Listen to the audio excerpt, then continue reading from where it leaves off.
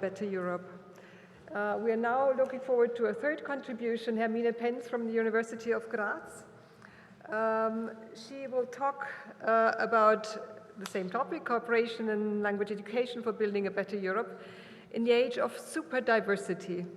And Hermine is an associate professor at the University of Graz at the Department of English Studies, and her research focuses on pragmatics and social linguistics, in particular on intercultural communication and on English as a lingua franca.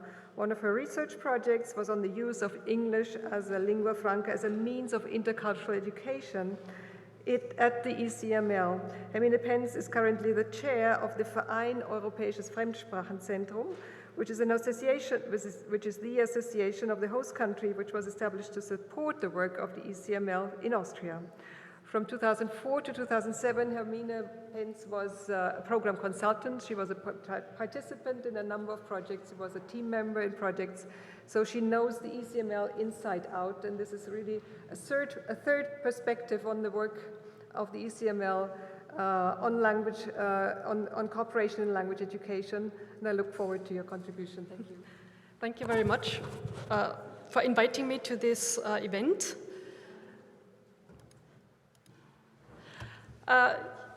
And I'm very honored that to speak for the University of Graz and also as a previous member of various project teams and projects at from the ECML.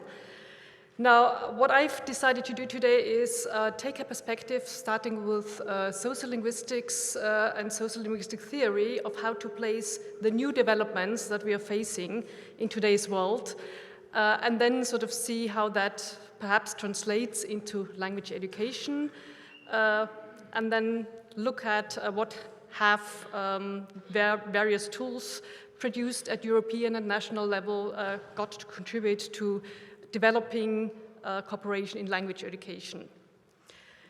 Now, in sociolinguistics and cultural studies, actually that's the origin, superdiversity has become a key term to discuss what is going on in the present world.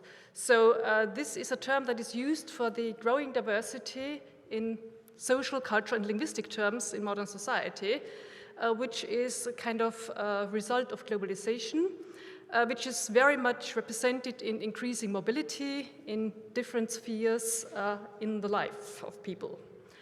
Now, superdiversity, one might ask, why is diversity not enough? Apparently, this term has been created because it's kind of stressing that diversity that has existed for a long time now has become even more. And also, it wants to point out that changes in migration patterns have occurred.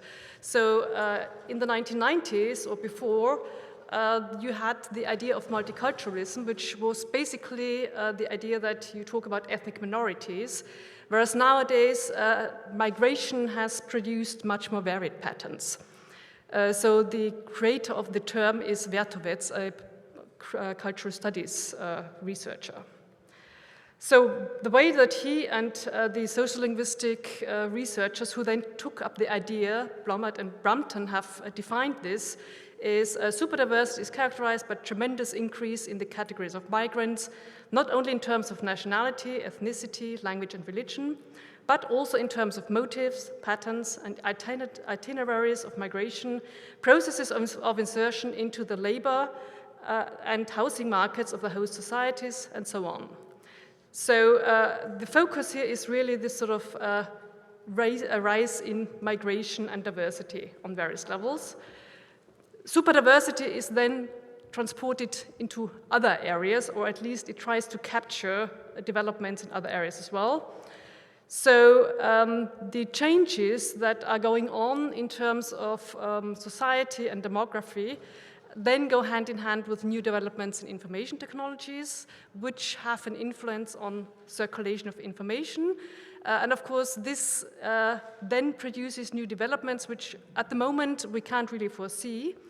But what it does do is people can stay connected over long distances, which means the distribution of space and time in communication has changed. Information spreads very fast to all parts of the world.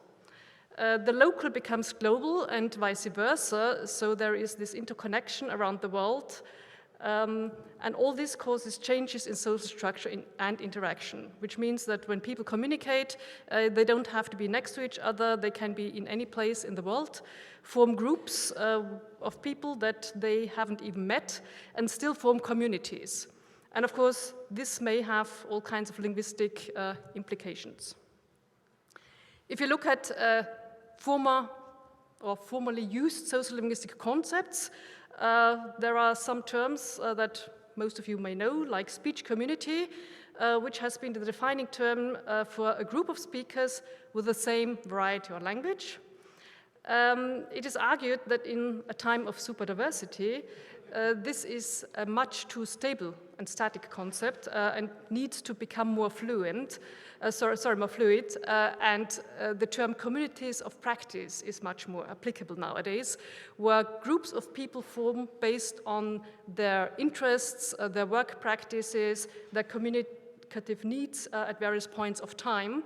And these communities of practice may be gathering for a certain time, but then may split up again and new groups may be formed. And of course, everybody can be a member of various communities of practice. Similarly, this concept of native speaker, which has been discussed for a long time actually in language teaching, which has more or less been replaced by the intercultural speaker already, but is still around and basically always assumes that early language learning experience and growing up in a stable community are crucial to grammatical and discourse competence. Now, of course, this is the ideal that underlies a lot of language teaching and a lot of language theories, I would also say. But what you really have is, in many contexts, plenty of linguistic diversity, where you have language mixing, multilingualism, various languages being used with different people in different contexts, and not being restricted to one variety. Similarly, you have terms like linguistic repertoires. There's this contrast between repertoires and competence. Now, the recent sociolinguistic theory assumes that competence is something fairly stable. There is this underlying assumption that you have this competence which is with you for some, or at least the rest of your life. Once you have acquired it, you should have it. Whereas the concept of linguistic repertoire is slightly different in that it argues that each of us uses different styles, registers, and genres, which may be picked up, and some of them even forgotten. Yeah? So you don't keep them for all your life. In the course of people's lives, this is sort of connected with various places. And then, of course, you meet different people, which means that linguistic socialization really has to do with places and people that you meet, and all of these meetings more or less leave traces in the form of linguistic repertoires.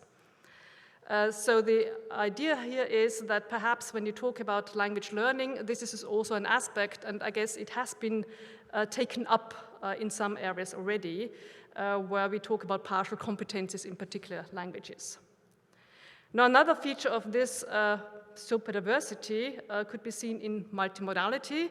This is something that we all come across in any kind of communication, because we all know that meaning is not just created by language, but usually by a combination of various modes. So this can be body language in the form of gestures, body posture, physical arrangements, but nowadays you have more and more imagery coming in. And in addition to that, of course, the contexts where you use these various modes play a crucial role. Now, of course, theories of pragmatics have always taken context into account. The idea is just that nowadays, all this has exploded in terms of the many means that are available around us. Now, we've been talking a lot about diversity. And diversity, of course, is something that can be enriching, but of course it can also lead to a lack of common ground, because if we communicate, we need to establish common ground first, otherwise understanding is not possible or very difficult.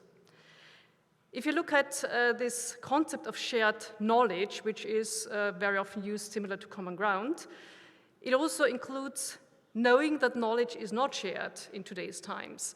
If you look at diversity, this is one of the crucial aspects because we cannot assume that everybody knows exactly the same thing that we know and shares the same knowledge. And in addition to that, we should be aware that we sometimes just don't know and that others know something that we are not aware of.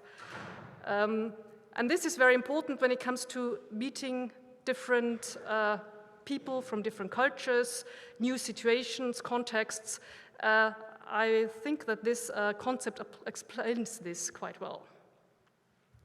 In addition, when you look at communication, you should also be aware that there is something like inequality in communicative resources, because this may lead to minimal understanding or partial understanding or partial negotiability. And if you look at today's society, we briefly heard about the situation of terrorism and so on. Of course, part of that is sometimes inequalities in some kind of resources, can be communicative resources, and the question is, how can you work to best serve the purpose of giving everybody sufficient resources in this respect?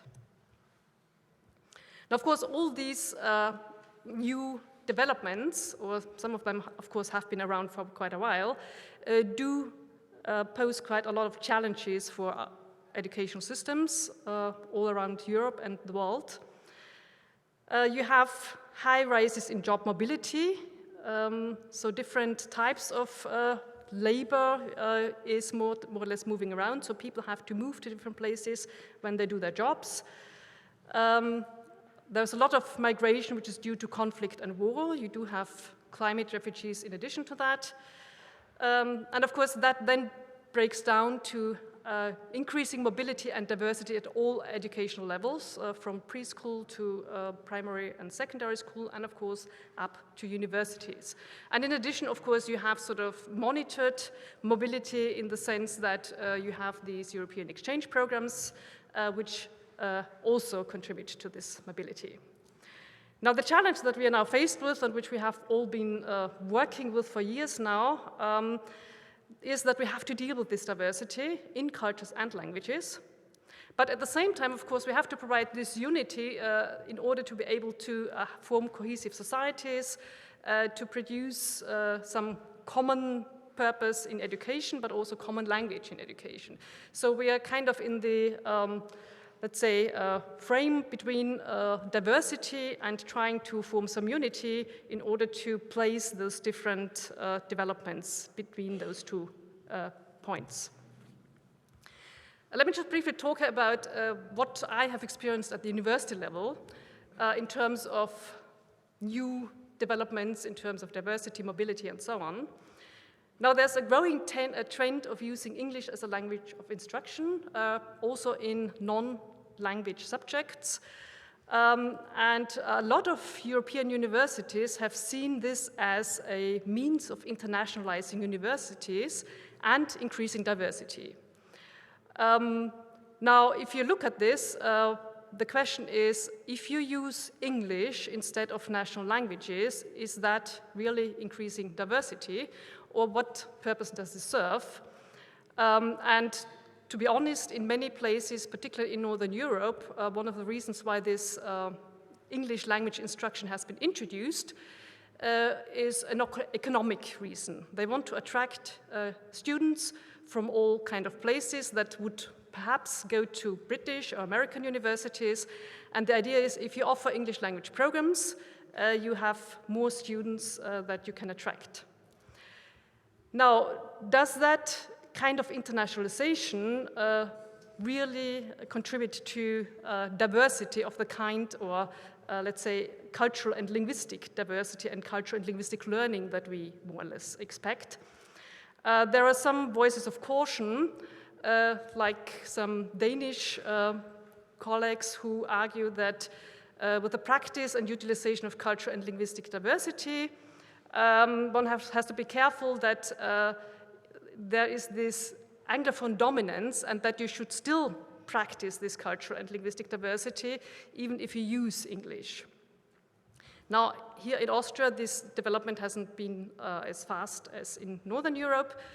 I have just looked at what is going on in a very closed field at our university. It's sort of incoming students, experiences, and many of them say it's not really necessary to learn the local language. On the other hand, in one little project, they also said, well, the other side is that you don't really get to know the culture if you are not willing to learn the national language.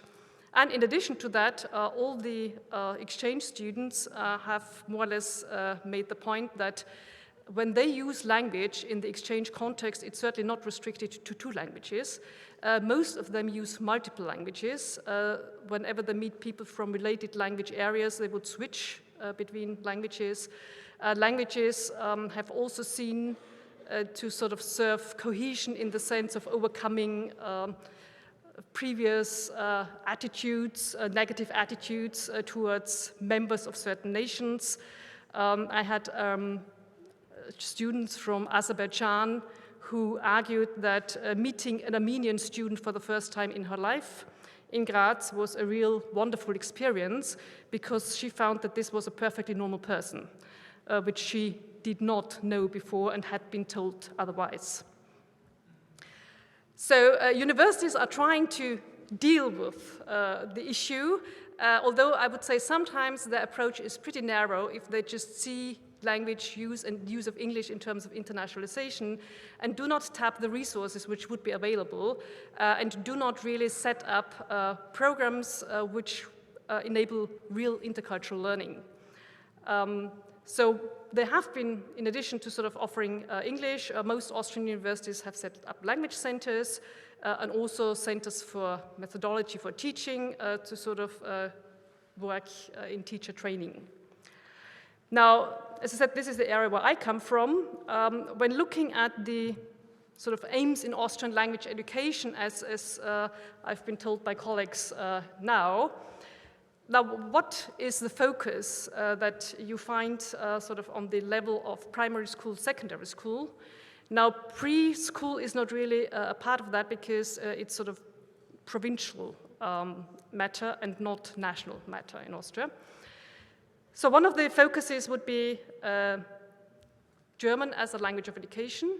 So here we come back to this unity which is necessary in this area of diversity because it's necessary to have sufficient competence in language, in the language of education to be successful in school.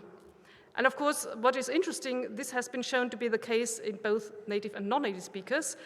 Interestingly, there are groups of native speaker, German native speakers who have found to lack language competence and need this focus on German just as much as non-native speakers. Another big focus in Austria is enhancing plurilingualism at different levels. So this can be split up into 3 categories, actually. So one would be supporting children's first languages, home languages, whatever you call them, because research has shown quite clearly that if competence is developed in home languages and first languages, this helps to acquire the language of education. Of course, you have the other strand, which is just the learning of foreign languages, which are offered in the curricula. So you have a number of these in Austria. I mean, the choice looks quite elaborate, but of course the fact is that in 80 to 90% of the cases, people learn English and perhaps one other language, but the focus is really English. And of course, what is not mentioned here is that in the Austrian system, you still have Latin as one of the languages which are required for university entries in some cases, which of course means that people would know English and Latin and not another language if that is taught in school. And of course, another, the last strand mentioned here is supporting education in minority languages, which has also been traditionally already done in Austria. So this is the autochthonous minorities, which have been living here for 4 to 5 generations. You have Slovene, Hungarian, Croatian, for example. Now, when looking at the question, and what does the educational system need then? I put requirements here, but I probably should have said visions, Because ideally, if you want to meet these aims, it would be good if teachers of German, but also teachers of other subjects, were trained in teaching German as a foreign language. This would probably help a lot in the educational system. And of course, the other big field is intercultural competence and training in intercultural competence, because I believe that every teacher should be trained in the area. You could call that diversity education in teacher training or education, but I consider it a crucial factor. The only problem that probably when you think about that, I mean, there has been a lot of discussion about that, and of course efforts also, but the structure of our educational system does make it quite difficult to integrate these ideas and actually implement them. Now I'll very briefly come to what so far, at least very, let's say very briefly, talk about instruments that have been developed for plurilingual education. So you all know at the European level, and this has been discussed already, the European Language Portfolio, which is a very useful tool, and we heard today that probably it's about time that it became used even more, because it's exactly the kind of instrument that does support this plurilingual language education. And when it comes to sort of culture education, also mentioned already today, you have the frame of reference for pluralistic approaches to language and cultures, which again is a very basic and useful tool, which does provide teachers with descriptors, teaching activities in different languages. And of course, with the European Language Portfolio, you have a lot of adaptation work already being done and implemented. I assume with the FREPA framework, a lot of this will still have to be done, but certainly the tool is going to be very useful. Very briefly, I mentioned one tool that we have available in Austria, which is available at the website of the Sprachenkompetenzzentrum. The curriculum Mehrsprachigkeit, which also focus on integrating plurilingualism in language education. So you have focus on language awareness, then sort of getting students find out about languages and the role they play, basic linguistic knowledge so that they can compare languages, and also a repertoire of language learning strategies. I mean, something that we have heard already. Okay, this is not what I really need to say today, because that's the event to more or less show that the European Center for Modern Languages is the center that has been working on this, has been identifying priorities of its member states, and then for this coming program has identified a proposal with the topic of languages at the heart of learning. I'll leave that to what comes after this presentation. Let me just conclude sort of talking about the aspects that I have been mentioning here. Well, one of the aspects that is really important is trying to find this balance between unity and diversity. This, of course, for one thing, needs to acknowledge the linguistic variety which we have in individuals, in each individual. We all use different varieties for different purposes, and this has to be supported, taken into account in language teaching, and then further developed depending on the needs in various contexts.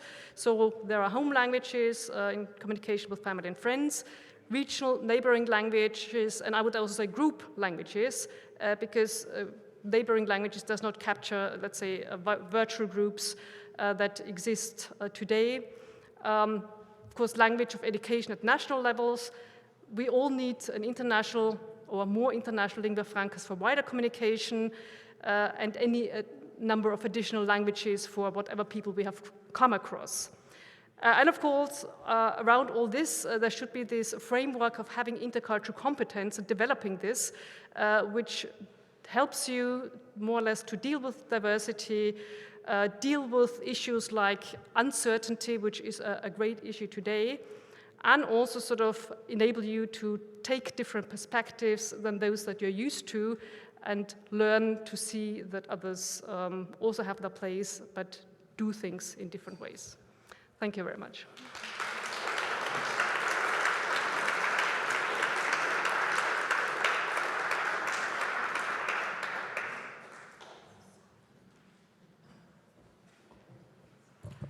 Thank you very much, Hermine. That was a very nice concluding comment and input, showing us the more theory-based approach to diversity and superdiversity, stressing the need for a balance between unity and diversity in a world of superdiversity. I think this clearly points out the challenges that we are looking at.